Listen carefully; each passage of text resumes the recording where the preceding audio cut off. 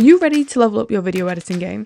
Well, this week we have a special guest who's worked with some of the biggest creators on the platform. Meet joeedits. Joe's here to share his insider tips on how editing can transform your videos from good to unforgettable. Whether you're just starting out or looking to refine your editing skills, he's got the tricks you need to help grow.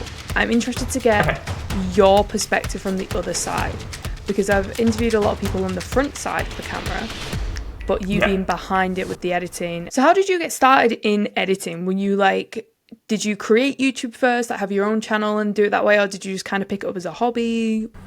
Yeah, so I started editing, I actually did a travel blog first, and I was making blogs, and I thought, I could make these into videos and they might be more entertaining. So I just started learning editing like that. I never really saw it as something that would make me money, I just did it for fun. And it was after, I started travelling after I left school, filmed a lot of it and then learned to edit like that. So it was all very organic, and then I was like, wow, you can make money out of this. Started editing for people on Reddit, and then it's just kind of snowballed from there. That's interesting. I think that's a common thread that, especially now, in the space of YouTube's in, you see, or especially editing as well. I've noticed this trend at the minute where it's you can make quick money, quick wins and stuff like that, and how to gain. But it's really nice to see that all the people I'm trying to talk to and have come from it from a hobby standpoint, and it's just flourished into a business and freelancing and stuff like that.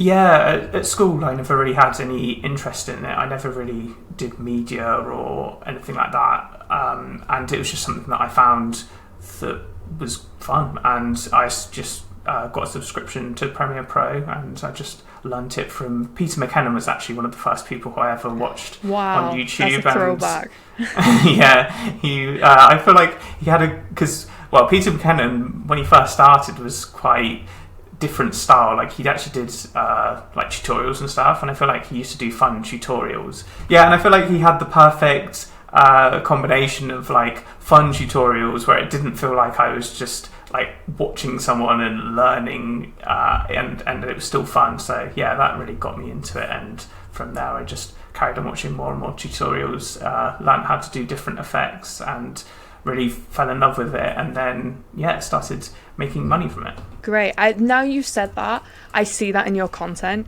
in the tutorials that you do, you make them really fun, and the little tips you get. Now you said, I'm all the time I've been watching your videos, because I have gone back, I've watched them all, I do my research. It definitely comes up. I was he reminds me of someone. I was what is this creator? I'm it's someone it's been at the front of my head. Now you said that, I'm this now makes so much sense when I'm watching your videos. The fun side really comes through. It's very kind. I feel Peter McKinnon is a lot better than me.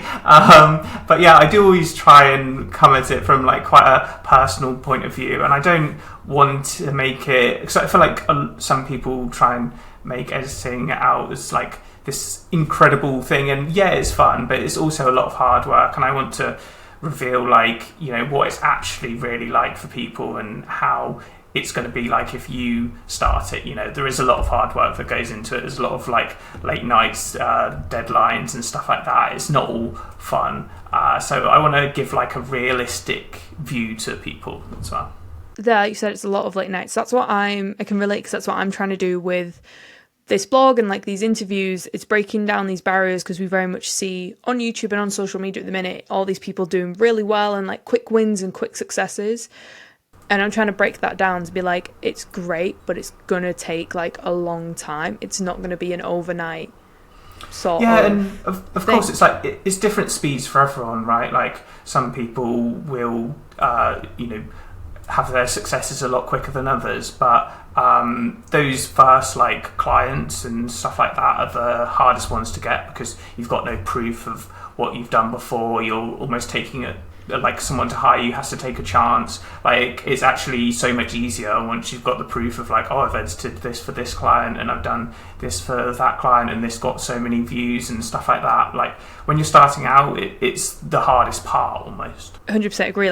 Doing these interviews, you're you're in video, in terms of video form, you're like the third one, and it getting like the snowball now, like they're going live a little bit and stuff like that. People are saying, oh, they're actually like going somewhere.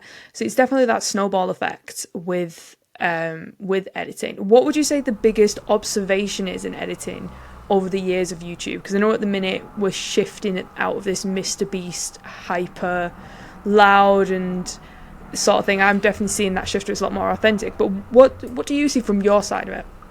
Yeah, it's hard, isn't it? Because YouTube is such a varied platform, right? Like we've recently got like the addition of Shorts, which changes how content's made, and you now have almost this like promo that can be sent out to like a lot of people who like short form content, and that's a different way that you can bring viewers into your videos.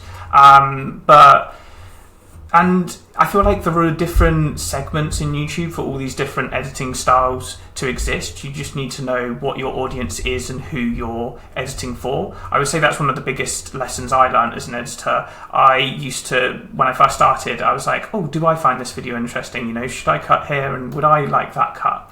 But how you actually need to be thinking is in the eyes of a viewer. You know, so maybe it's someone new who is coming into the video, hasn't seen anything about the audience or hasn't seen anything about the video, and they don't know that creator at all. And then you need to make the video digestible for them. You need to explain the idea at the start so that they don't understand. Because I think the high energy editing comes from a place of not wanting viewers to be bored, but you also need to make viewers understand what's happening in the video, because that's another point when a viewer will click off when they don't understand.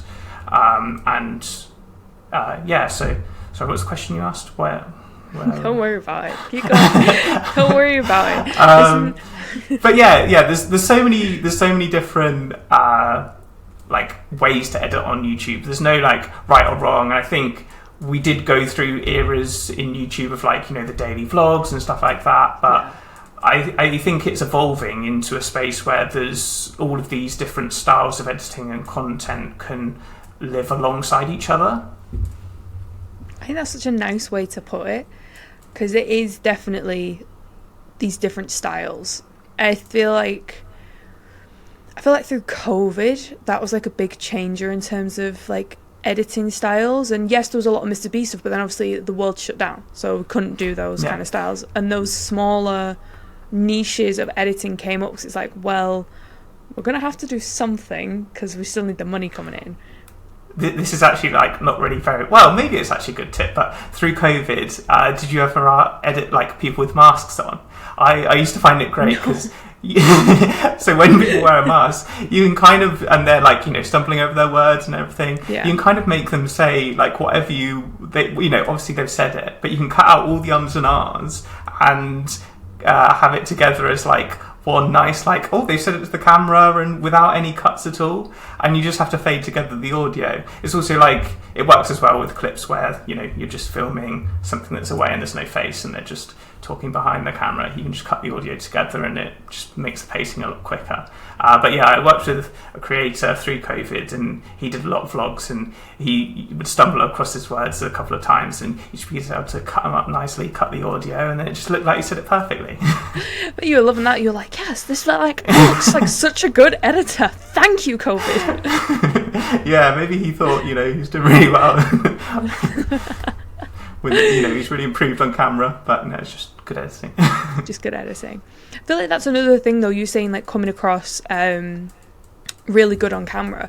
Editing can not fix it in a certain extent, but can help you kind of fake it a little more. And I stuff like that.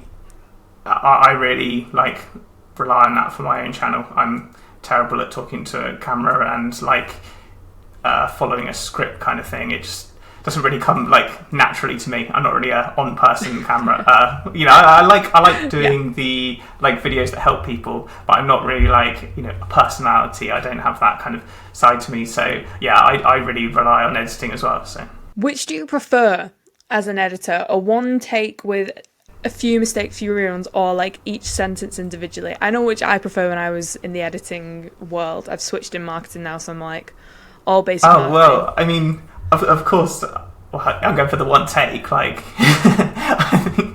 I think no one really does like to sit and watch, like myself, I have to watch myself mess up like 5 times in a row on the same sentence. So no, I would definitely go for the one take. I think it, yeah. And I'm going to be really controversial. I'm actually the other way. Yeah, because I feel like when someone does it a number of times, like I used to edit a channel called Property Hub and run it, and I just wasn't in the videos. And the guy Rob that was in them, I'd ask him like, could you re-record like this sentence? Because he'd say it because he was getting annoyed at himself, like messing up. We wouldn't get a good take, so I'd have to stitch some together when he was trying to be really enthusiastic. Sometimes his energy levels just weren't there. So I'd go back and say, because he was trying to do it in one take, I was like, just do it as many times because I want the right edit. And I don't know if that's just me thinking from like the viewer's perspective. I might just be the anomaly here. That I'd rather have a variety of shots to choose from than have like, just one shot. Yeah, I think I'm definitely like that with B-roll. Like, you can never film too much B-roll. If you've got B-roll, B-roll can cover so many cuts and just make the video look a lot more polished. So yeah, I think I'm on the fence of a one-take video, but then you film lots of B-roll to go with it, and then that's my dream video.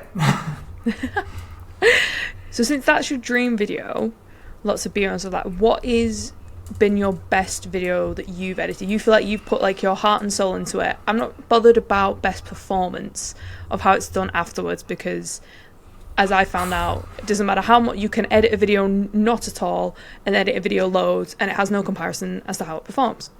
So I want us to talk about your performance as an editor. Which one were you most proud to send off going, I've absolutely smashed that?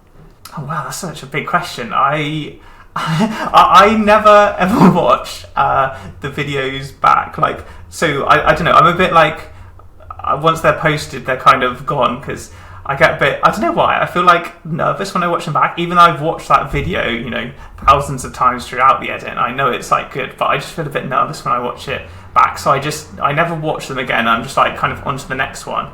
I'm actually doing this like video for the end of the year. You know how people do like Spotify Wrapped, and it says like all the videos, all the songs that they've listened to. So I'm trying to keep a tally of all the videos I've edited, like how many long form, how many short form. And I think this year it's like 70 long form, and then it's like 500 or something like overall, and that's not even the end of the year. And I was like so I totaled them all up like a month ago, and I was just like a bit astounded there's that many videos. So I feel like I'm very much like on to the next one, but a lot of the videos that I edited for the Zach and Jay show, I'm really happy with a lot of them. I do have a good answer for you. So it's not actually, maybe it's a bit broke, but it's not actually a video I edited, but I worked with a creator called Glossy. Shout out to him, he's a small creator, and I gave feedback on the video and helped him like edit it, kind of thing. And it was with him, and he did a video where he was making a burger for Mike Malak, and then he got to meet Mike Malak, and the video like blew up and did 500k views, and it was one of his like first videos. So that was like a real good one, that it felt like I'd added like a lot of value to that video and really kind of helped to get where it was. Whereas I feel like with bigger creators, like I do really enjoy it and I really enjoy the process, but I feel like a lot of the time, it's not 100% mine or anything like that. And that video definitely wasn't 100% mine either. But I feel like, bigger creators, they have a lot of the creative control, and it's really good to, with the smaller creators, you get to really put your footprint on it, kind of thing. Yeah. Oh, definitely. No, I'm with you there. Yeah, I think you just put it in a really good way. Like, they know their style, and they want that consistently through it. So you just kind of become a hamster on a wheel. You're editing for them, but it's like they're trying to mold you into them kind of way. It's weird for all. It's not like I've actually just done a video about what it's really like to edit for YouTubers with over 1 million subscribers, and it's like incredibly good. Like, I'm very lucky and privileged to be in the position that I do get to work on these huge videos But like, I don't think it's not quite as glamorous as some people think it might be. Yeah, I get that. I can see that but I think that's because I've got some industry insight. Because I was on, I want to say like a small mid-sized channel, and it helped it grow from like 8,000 to over 50,000. So I got to be on that journey with it. But then you get to a point when you're with the channel I was with that channel for 4 years, nearly 5 years, where you get stuck. And I feel like that's where freelancing is a really good thing, where you're working on different creators all the time. So you're needing to switch with it, and it makes the day, I can imagine, a bit more interesting. Yeah, that is, because I've actually done, I've worked with a media agency, so that's how I would say where I really took my editing from like very amateur, and I feel like I was quite lucky to get the job editing at a media agency. And then I became a really good professional editor, and I went from being a junior editor to a senior editor there. And I really progressed a lot through there. But it is really nice to have the variety and control when you're a freelancer. You know, if you don't like working for a client, you can switch it up. And like, I generally do really love working with all the clients that I edit for. And now I've just started a media agency called Media. I launched that like a month or two ago. So it's just still working out. Thank you very much. It's just still working out, the differences, and it's not crazy different. I just now work with my fiance, and we've taken her on, and she's helping out because she's a graphic designer. It's I've kind of been through all the different instances of editing like my own vlogs and not really making any money from video editing, and then I was working for a media agency and freelancer, and so just about very new to starting an agency. Especially when you're starting out, and is having that environment to grow and thrive in, and having those higher up people around you to be like, it's okay to make mistakes and this is how to fix it. Because without that, I did some experience in a media agency and then got put in a property business, but they really let me thrive. I have to say that they literally were like, you want to do the YouTube, you want to edit, go for it, make mistakes, learn from them, and then grow. But without that environment, I wouldn't be where I am today. And I feel like that's the very same for you. The environment around you helps you thrive a lot more than you realise. Yeah, and that doesn't need to be just because I got that through an agency. It doesn't necessarily need to happen like that. It could happen by having a group of YouTubers that you chat to, and I've listened to a lot of like YouTubers' stories, and that's how they've kind of done it. They've never worked for a company or anything like that, but that's just how it happened for me. I think especially as I kind of picked up editing a bit, later in life than a lot of other people did. That was quite a quick way for me to learn. And that's a good point, though. It doesn't matter when you pick something up. If you have an inkling you want to try it, because you never know where it's going to go. This is my third interview like over the phone, like doing a video call. I've done some like over text and stuff like that, but I realised I'm like, oh, this is actually something I enjoy doing, is interviewing people and learning about their story rather than just chatting to a camera on my own, basically. So in terms of editing, what would be like your advice to smaller creators when they're starting out? They've not got time or money to get an editor. They're like, what's your number one like tip? I think if you're really just starting out and you're not at the level of like editor you kind of want to be, and well, to be fair, everyone should still be learning, but it would be to just like edit as many videos as you can. When I started, I set myself a goal of posting every single Monday, and those videos were like not perfect at all, but it just meant that I was always had a target to edit something for that next Monday. And I think without that, maybe I wouldn't have like actually got to the standard of where someone could have paid me to edit, because it just meant that I was, for a year I did a video every single Monday, and yeah, like I said, the editing wasn't good, but it meant that I was finding out different effects and stuff that I could do, and I was just like, oh, subtitles zooming in, how do I do that? I was on YouTube, and then I learnt it that way, kind of thing. So I'd just say, like, trying to edit as much stuff as you can and not letting perfection hold you back. It's way more beneficial to edit 5 crap videos at the start than to edit like one video that you perceive to be perfect, that you're probably going to look back, that even if you spend all your time on it, you're probably still going to look back on that video in a couple of years and be like, oh wow, that's not as good as it could have been, kind of thing. So I think, I think it's like done is better than perfect. I think, not letting perfection hold you back and making sure you're getting that output, kind of thing. I think that also applies for like YouTube and social media nowadays, especially with short form.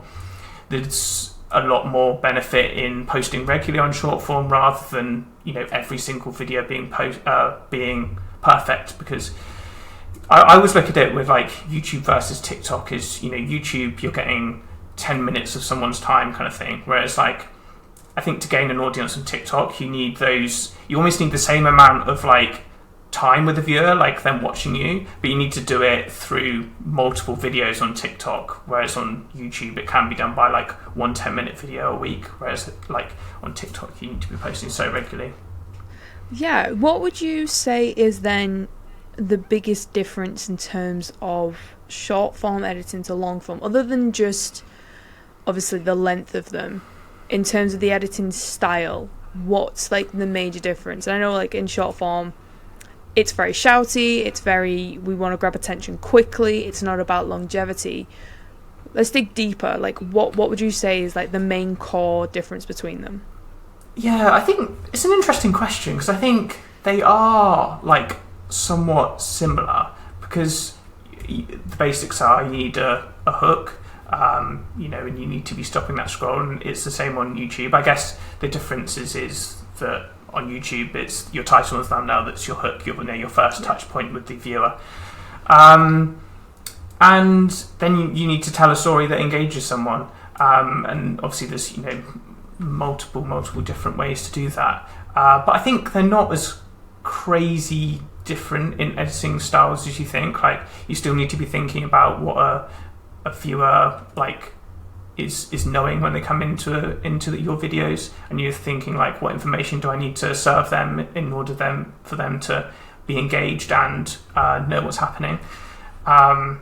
So yeah, obviously there are differences, like I said, with the title and the thumbnail, and you need to be thinking more about in a YouTube video how is it relating back to the title and thumbnail, because that's why they clicked on the video and that's what they're expecting. We need to make sure that throughout the video we're showing like how we're going to deliver on the title and the thumbnail. Which I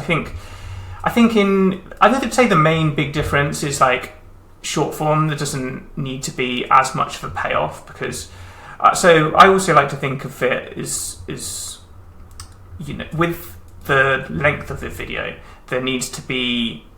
So if you're trying to convince someone to watch a 1-minute video, there needs to be less of a payoff promised, because a viewer is only giving up 1 minute of their time. Whereas if you're trying to convince them for a 10-minute video, the payoff needs to be bigger, and like a 30-40 minute video needs to be an even bigger payoff, because the viewer is giving up more of their time. So I'd say that is the main difference. Like short form content I don't think needs as big a payoff, because they're not paying with as much of their time, kind of thing. It's like if I go into a shop and I'm paying £1 for a product, I expect it to be worse than my £10 product. So yeah, I would say that is the main difference. Is obviously there's more like there needs to be way more value promised and delivered from a YouTube video to a short form video. Yeah. Like a short form video can still get a lot of views without there being too much like value given, but obviously there still needs to be value. Yeah, no, I think you've said that very well, and yeah, I've not got much to say. You worded that really well. I'm just like, yeah, my job's maybe. I'm not sure if I waffled a bit, but I like waffling. Or what's it, yapping now? That's what everyone says now, isn't it? You're a yapper. I was going to say, with you being a fan of James Lawrence Alcott, then, who do you support? This is a very vital question. Oh, I'm an Arsenal fan. Oh, well, thank you. You support? I'm a Liverpool supporter.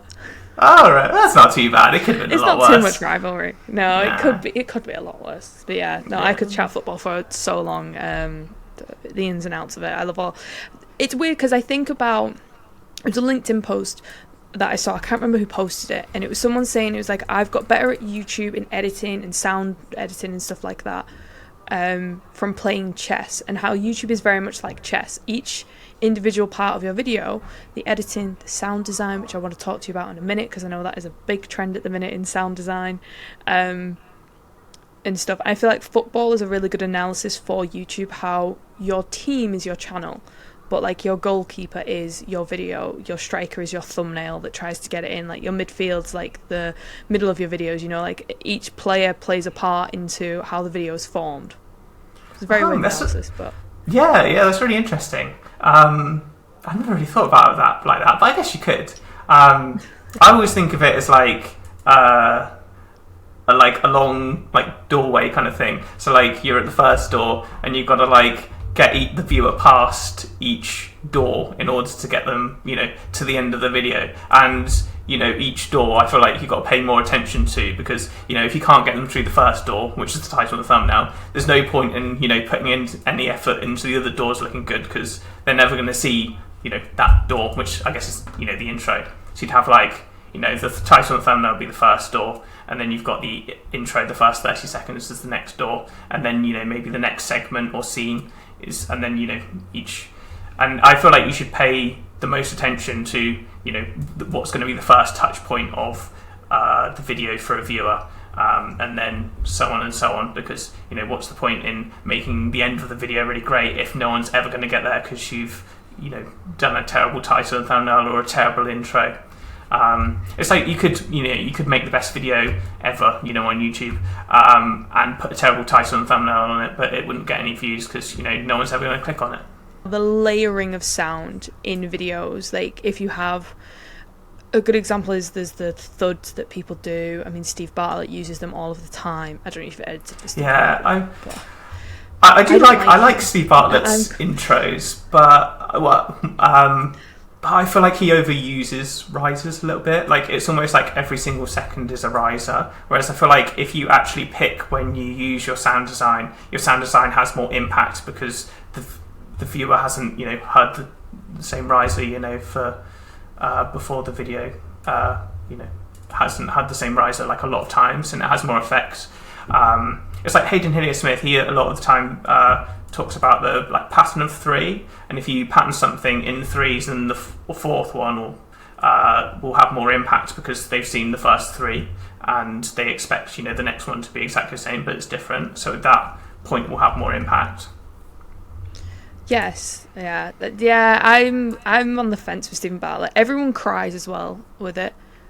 That is funny. I don't really know how everyone cries. Like I feel everyone cries in it. I'm like, why? Part of me wants them, like, I want to get to the point where I'm like, I get invited on and not cry, just to be like, just to then make a video but like, I am the one that didn't cry on Stephen Bartlett. I'm like, yeah, he talked about all the trauma and I didn't cry. In terms of like, when you're thinking about an edit, how far is pacing up there? When it's like your storytelling and stuff like that on the list, how high up is pacing basically?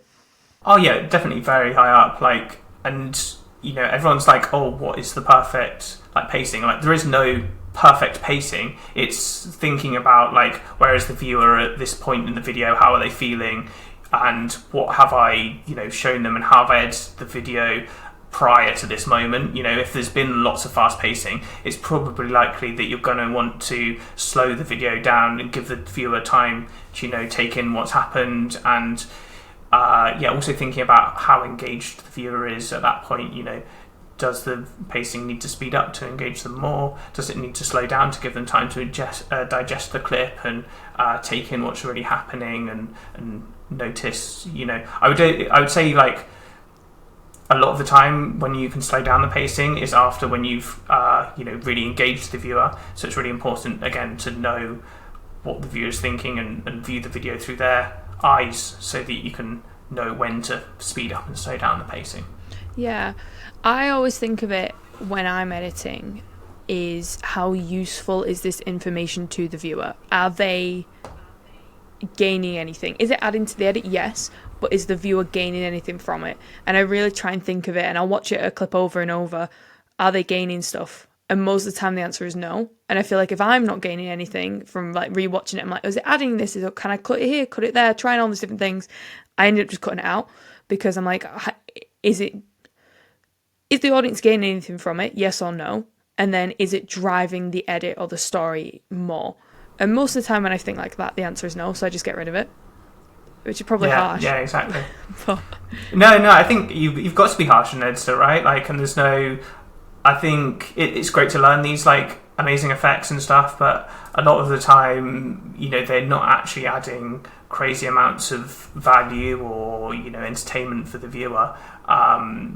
So yeah, and I think a lot of the time they're not needed, so they can be cut. But it can be great to get some fresh eyes on it that aren't your eyes, and you've kind of just got yourself pigeonholed in like, oh, this is a great edit, and maybe there are some changes you can make, and a different person will notice that even if they're not better at editing than you, they'll just see it from a different perspective.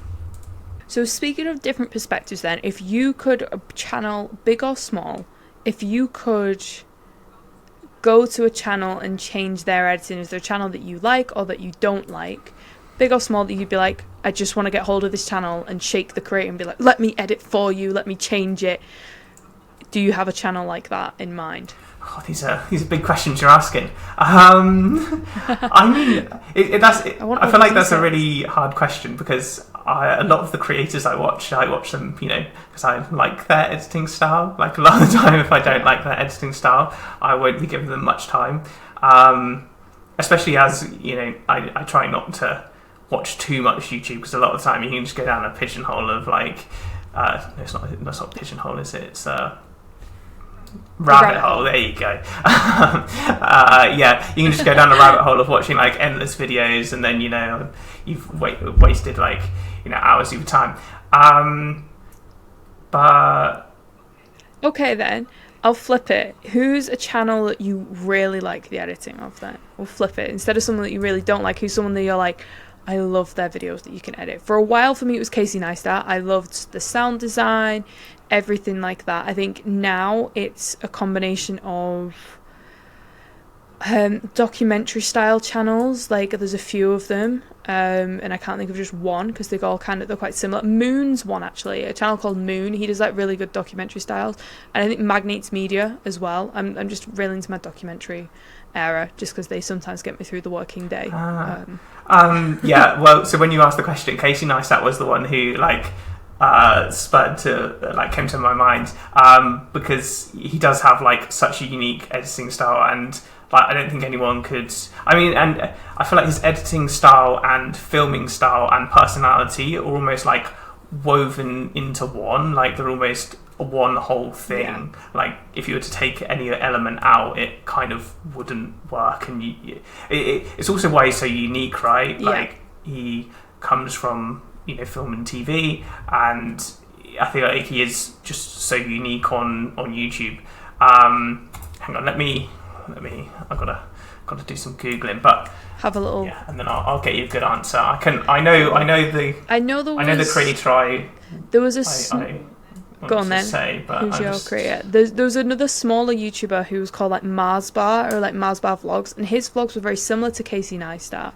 Is he the tech guy? But he still had that British humour. Yeah, he did tech stuff. Then he had his vlogs, and he does like Wi-Fi and stuff now. Yeah, and then he did. Yeah, I watched him for a while actually, yeah. and he was good. Yeah, and then he started doing Wi-Fi, and I was like, why is he doing Wi-Fi? But no, he was good. I watched him like a good couple of years ago. Yeah. Do you know Gauk's art? I'm not. I don't. So he has.